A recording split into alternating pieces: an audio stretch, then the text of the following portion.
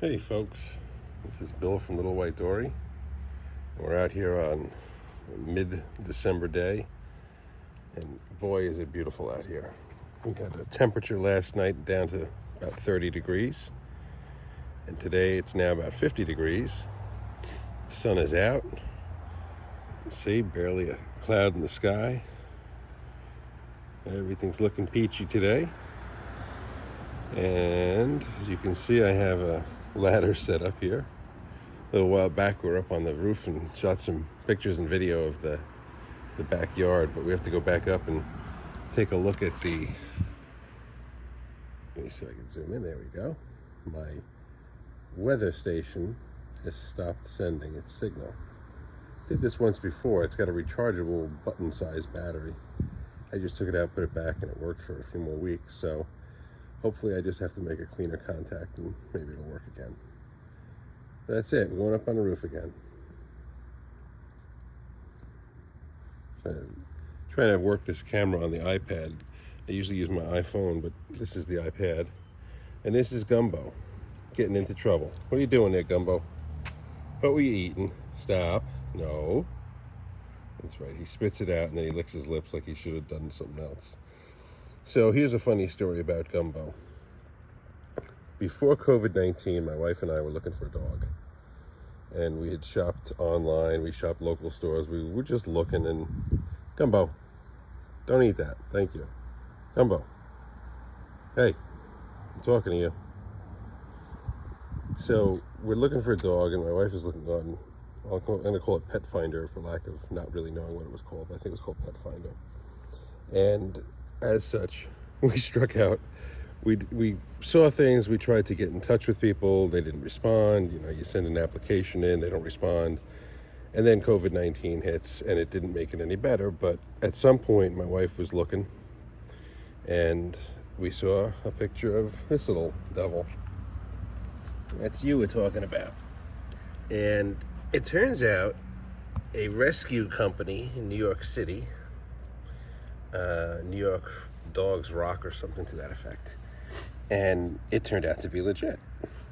So after, I want to say it was only like about $400, this little guy came from the Tex-Mex border, McAllen, Texas, and he came with paperwork that stated he was a Catahoula mix. Now, Catahoulas in New York are not common. People don't even know what they are. But down there, they'd be much more common. So the vet down there calling it a Catahoula mix has got a good opinion. And if you look at him, he sure does have the markings and the makings of a Catahoula. So I start looking into what makes a Catahoula. And turn out, well, the Catahoula is kind of a little bit of a mutt anyway, because it's a breed, came from some European breeds and some Native American breed. And, all right, so, you know, bounce forward, he's Catahoula, whatever. He's a mutt. He's a little bit of this, a little of that.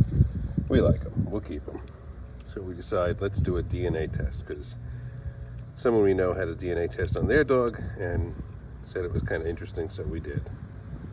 So we took some doggy spit, that was fun, and sent it into the Hocus Pocus DNA Doggy Testing Company of America, and it comes back not an ounce of Catahoula. He's about, the dominant would have been German Shepherd, and then beyond that was, check it off, Chihuahua. So that kind of confirms his origins from the Tex-Mex border, I'll say. What do you say, Gumbeaux? Huh? What do you say? Are you from Mexico? Did you cross the river? How'd you get here? And so his path went from McAllen, Texas to New York by way of a van converted for transporting dogs, and I assume dogs, maybe even cats, but probably dogs, that were destined to be adopted in Northeast, where apparently we have a shortage of stray dogs. Or we have them, but I think that they're all basically pit bulls. And that was the one requirement. I really didn't want anything that had any kind of pit bull look or any pit bull traits to it whatsoever. So this dog here is basically a good old American mutt. Oh, it just happens to come from the Tex-Mex border. But this is our Gumbeaux.